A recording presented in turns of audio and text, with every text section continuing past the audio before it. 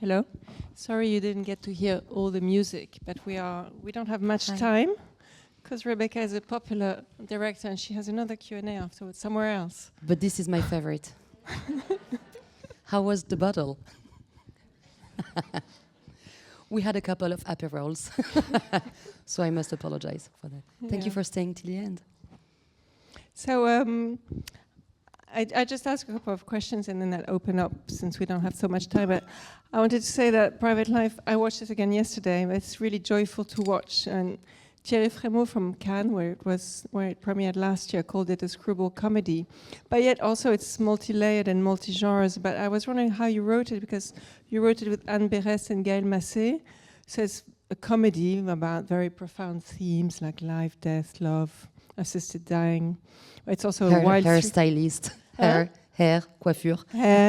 It's also a wild thriller into the depth of our unconscious. It's also a ghost story. So how did you manage to put all that in a... Well, did you like it? Did you enjoy it? Thank you very much. I hope you had a good time. It was, I think that when he said screwball, I don't know if everyone knows like exactly what screwball comedy. I discovered like recently. This is the kind of comedy where you have like remarriage comedy. Two people hooking up together after like several years of being like fighting. And I feel that when I think of this film that I showed like for the last time in Cannes, so almost like 10 months ago, I feel that it's like more a divorce comedy. Not a remarriage comedy, but a good divorce in the film. And I feel that if there's one thing that we're happy finally with the film is like this kind of chemistry they had in between Daniel and Jodie Foster. But then this mix that you mentioned, the fact that it's half like, it can be a thriller, it can be a murder mystery, it can be a comedy, it can be very psychoanalytical, it can be very French in a way somehow. And this mix was the desire of the film. And I think that it may be a flaw, and also it's the reason why I love it. It's because I feel that you guys know everything about filmmaking right now. We all watch everything on our platforms. We all are aware of the manual of the scriptwriter. And my responsibility as a filmmaker is to present something that doesn't look like anything else, if we can. And we tried with Anne Berès to do that a bit. Yeah, but I think it's really interesting because I think Anne Berès' books are full of ghosts, and so are your films. And I think this one as well, it's the characters, that even their names remind us of characters from literature. The title of the film is also a title of a film by Louis Malle. And so the people who are deceased are present and they haunt the living, but they also accompany them in a nice way. So, and you can see it very well in the hypnosis scene, which is very funny, but also very beautiful cinematically, I thought. But this amazing hypnotherapist with the beautiful nails, and I was like, I want those nails, like very. And she's like the opposite of Jodie Foster. Jodie Foster is so control freak, and the hypnotherapist is so sensual and funny. And she's like, you don't have to pay. And this is like But the Jodie Foster character learns a lot from her. Yeah, of course. This is like the funny thing. And I feel that ghosts are connected to movies. I feel that ghosts are connected to the idea even of, making films and like what's behind. And I feel also that Jodie Foster, as this American expat, doesn't know it. And like she's like, there's this specific aspect of the Jewish culture which is called the dibuk. And the dibuk is like maybe, it's like the genes for Muslim culture. And it's like the spirits, souls of people that died too precociously, précocement, too soon. And they're not done. It's not finished. And so they grab someone for the best or the worst, and they keep on living. And this is a dibuk story, somehow. But Lilian Steiner, who's this American Jewish, de-Judaized person who doesn't even know she's Jewish anymore, because she's like this American who's not connected to the history of the extermination of Jews in Europe. And she's here, she's just this bourgeois Parisienne. She lives in the Parc Monceau with a beautiful coat, beautiful like hair, manicure. And then eventually with the suicide of this patient, and because she's such a bad therapist, let's say it, she's like, something's wrong. I can't be that bad. I totally relate to her. And with that, and then eventually she's like, yes, maybe I am, and maybe I should be better. And the film ends up with that. And she's like occupied by the debug of this patient. Yeah, because she learns to listen, which is quite important for a therapist, I suppose. It may be interesting if you want to be a therapist to listen a bit to your patient. Yeah, but talking of ghosts also, I thought it was really super interesting that you cast actors and people who are quite famous, at least in France. And, you know, like figures of cinema that maybe we've all grown up with, you know, like you have Jodie Foster and you have Fred Wiseman, Aurore Clément, Mathieu Amalric, Daniel Auteuil. They're both present and some of them are ghosts. But I was wondering, for example, when you cast Irene Jacob, do you think of Kieslowski or do you think of Ackerman with Aurore Clément? Of it's course. like Yeah, of course. Yeah. Aurore Clément, who plays Perle, is this amazing actress from Lucien Lacombe. And she's, I think I'm masochistic because like I hire so many legends and I'm very small in the middle of my set, and there's not only, there are not only actors, they're also like, for most of them, directors. Like Daniel Auteuil is a director. He directed like more movies than I did. Jodie Foster is a director. Mathieu Amalric is a director. Even Louana Bajrami, who's the daughter of Virginie Efira, is a I'm sorry for my being like indecent, but I'm like, are you okay? No. Okay, thank you. I'm not designed for this heat. Anyway, so it's a bit of masochism, but also the collectivity to be surrounded by such legends of filmmaking or movies that they're like built of. And when I work with Aurore Clément, I love the fact that she's a ghost in the film. And while we were working together, she was like, she's an amazing actress. And she wears, by the way, the earring that she has in Apocalypse Now. The earring that she touches is the earring, like for those who saw like Apocalypse Now Redux, it's an earring that she lost, and her husband, late husband who just died, the amazing Dean Tavoularis, the production designer of Coppola, designed her another one, so Coppola would not see that she lost it, because it was like 1 week of shooting and she was desperate. So this, I'm very fetishistic, I'm sorry, but this earring has a history itself within the cinema. And I feel this is something like, it's not too hard. I mean, like, it's okay if we don't get it, and I don't care. It's just that it's meaningful for me, so I'm glad that I invite that in the film. So probably I'm a bit more too fetishistic with that, but I love those actors, yes. And Fred Wiseman, who's Fred Wiseman, you want me to cry? Fred Wiseman is this amazing, like he plays Sammy Goldstein. I'm kidding because like when I offered him the part, he was like, oh, you want me to play an asshole? Thank you very much. I was like, exactly. Like, I get it, I like it. So he, as you know, was an amazing filmmaker, Oscar awarded like for his entire career. And he witnessed the entire century, I would say a century of American institutions, democratic institutions. And he's been living in Paris, like he was living in Paris because he just super recently died, and he was a dear friend of mine. And somehow it's been like 2 films that I hired him as an actor who disappeared in his entire films. He never like spoke in his films, we never saw his face in his films, neither his voice. And he loved being an actor. And somehow I think that while USA is collapsing a bit with those institutions, the fact that I have Fred Wiseman in the film is like, you know, witnessing it, and I want him to live forever. He's a very good actor, I think. Hey, what about Jodie Foster? I think it was a dream of yours to have her as in one of your films. What does she represent for you as a cinephile, as a woman, as a filmmaker? So much. Yeah. How long do we? It's been sometimes when you're obsessed, I tried not to make to look too scary, because like when I say it looks like a stalker when I talk to her, when I talk of her, I'm like, I really loved her, I was obsessed, and then Jodie was like, it's a bit much, it's a bit too much. It's just that somehow I feel that she is like a light in the ocean of the representation of Hollywood from like the 90s and the 80s, like 70s, 80s, 90s, 20s. She probably was the only woman that had enough power to pick up the scripts. she wanted to be part of, like since like the Alice doesn't live here anymore. And then of course Taxi Driver, and she was 12. So she was one and the only female actress that could pick up the representation she wanted to have. So she was the hero, which means in Hollywood that she was the man turning into a woman, because like she just like changed like the script for a woman, but it was like a very male-ish representation. And for the cinephile I was, the woman I was becoming, it was a lot. It meant a world for me. And also you can see that she is like, of course she's beautiful, of course she's a Hollywoodian actress, she's gorgeous, she's in her 60s and still like didn't touch anything in her face, and still like very seductive and attractive.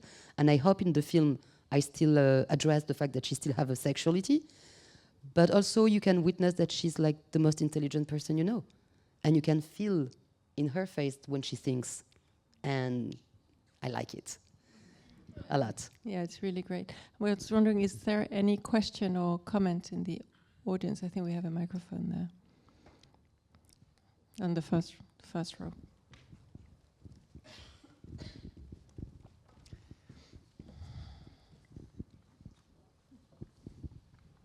Thank you. I just got one question. Did you choose the actor before writing it, or did you just offer those actors the parts? Half-half. Jodie Foster was really connected to the desire of the film. When Anne Berest, who's not only a novelist but also like one of my dearest friends, and I like to say that because I think that the friendship around this project is like somehow connected to the film. But she did not mention she would be American. Liane Steiner wasn't an American character in the film. And when I read it, I was like, this is for Jodie Foster. And we rewrote the entire script for her, which is like, never do that, because it can be like very wrong. Like she can just say no and you have like 1 year of work behind you. But she said yes. So I was like, okay, so that's a good way. And then for the other part, it was like everything was connected to her, because it's like an architecture that you have to build. This is something that has to make sense. And in front of Jodie Foster, you have two options. Either someone who's like anonymous, no one knows, and it's just like you emerge like a new character, like maybe from the theater or whatever, or a legend. And I wanted to have like and also I wanted to brag in front of Jodie. I wanted to say like, hey, here are the beautiful like monuments of French cinema. Here is Daniel Auteuil, here is Virginie Efira for 5 minutes, here is Mathieu Amalric, and this was just like a pleasure, but it had to make sense. Virginie Efira, it's because I needed to believe that someone who committed suicide is maybe a murderer. If it's Virginie Efira, I can't believe she did it. I mean, she's too full of joy, she's too solaire, she's too full of libido. She cannot do that, so I start to investigate, so it's interesting. And also I need like an amazing actress to impress the brain of the audience, like, okay, she died, but she's going to be central. And for Daniel Auteuil, it was the most challenging casting, because we never saw Jodie Foster in a couple in the movies. Because of what we mentioned before, she's always been the hero. She's never been the wife of, never been the daughter of. Sometimes, like in Contact, she's the daughter of someone. In Panic Room, she has like an ex-husband. We never see the guy. So it's just that she's always been by herself. So building a family around her was new. Even to her, we kept like talking about that. And this was like a new representation. She has an ex-husband, and something's gonna happen, and they are going to be together. So Daniel was definitely the most tricky, you know. I needed to find a guy that is in his 60s or 70s, like, but looks like sexy. This is difficult. And then that you want to, like, not that difficult. But then who's like an amazing actor, there's like a lot of them, and that you want to have like drinks with and dinner with, difficult, and that doesn't have any Me Too. So it was like, finally, no. To be serious, there's something absolutely amazing that came with him, is the rhythm of the comedy. He has this Latin, Mediterranean aspect, and he's like very happy in the Les Sous-Doués passent leur bac, like huge French comedies. that I love. People are smiling, like, we love this movie. And also Caché from Anneke. And I've not been, like, meeting that many actors that can have that rank. So this is the couple that we ended up with. And then Mathieu Amalric and the others. Lacoste for the comedy. Sort of. I mean, I need to... Yeah, sort of. Like when you have Jodie Foster in the film, in the cast, they're like, I'm going to think, it's okay, yes. They all say yes, yes. Was she always going to speak in French? Yes. Okay. It was part of the deal. I mean, like, it was part of the... I think it's deeply... She would answer better than I do, but it's deeply connected to the desire for her to make the film. Yeah. Is there any other question or comment? There's someone just there. Sorry, may I sit as well, because I have problem with walking. First, congratulations. It was a lovely film. Thank you. Fantastic, special that we know mostly agree, probably people that know mostly rubbish production is in rubbish. Anyway, lovely to see En Petit Paris. You mentioned Kieślowski. Did you met him? No, never. Do you know Trois Couleurs? Yes, sure. Co-production with? Of course. I love Kieślowski's film, like The Decalogue, and there's like a couple of amazing films from Kieślowski. I was lucky to working for him first, my film. Wow, congratulations. Very, very interesting. Then. Yes, this was fantastic experience to see your film, and you are so young. Thank you very much. You make my day, but I'm not. No, but how old am I? Compare you know how old I am? Compare for Agnieszka Holland. Doesn't oh, matter. Come on. Compared to Agnieszka Holland. No, because I'm talking about not so... I love the fact that you make a compliment and then... you're like that. Not you're like that. I see you. I like that. Okay, I cold understand. water, yeah. No. You're young because, for example, when I was living in Paris and met Roman Polanski or another people. Oh, in that time, what I want to tell. In that time was very popular.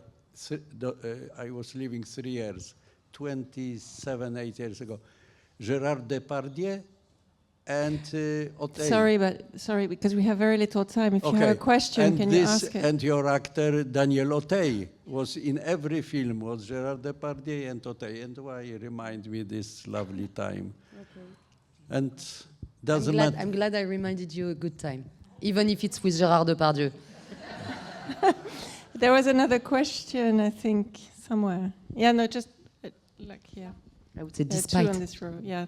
Hi. First of all, congratulations. It was a brilliant film. Thank you very much. It was really beautifully shot, and the time. It's really refreshing to see, like the storytelling and everything. I guess my question is, when you were saying how the therapist being like a bad therapist that you can somehow relate to, like, did you? I guess we can all, in some sort of way, in our life. But could you like tell me more how this film, like, what inspired you to make this film, and what do you think, like, the most challenging part of making that becoming such a brilliant screening that we just all see? First, thank you very much.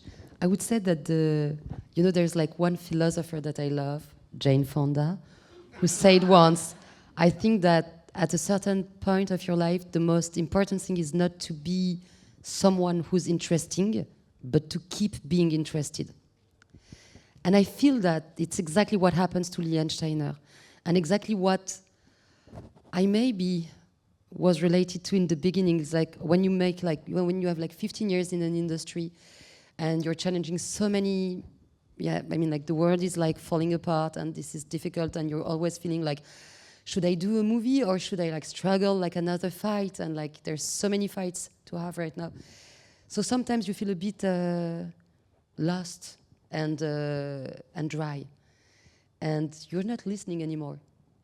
And this is something even like in Judaism. I remember a rabbi telling me like, oh, this is interesting. Like for the rabbis, we call that the paranoid listening, which means that you're a good listener because you feel you're a bad listener. You follow me? So I feel that when you know that you're bad, that you should be better in what you do. So I could relate that. And then I noticed that the story of a professional crisis of a woman has not been that told. She is a therapist. She is in her 60s.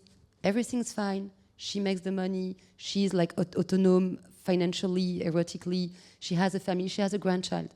But still, she's not good anymore because she's not interested anymore. And the film is like the process of this crisis. I think we have time for one final question. Sorry.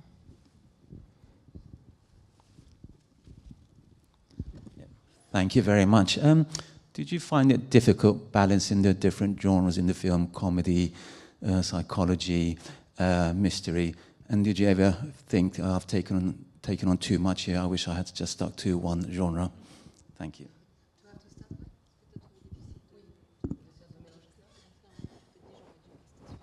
Yes.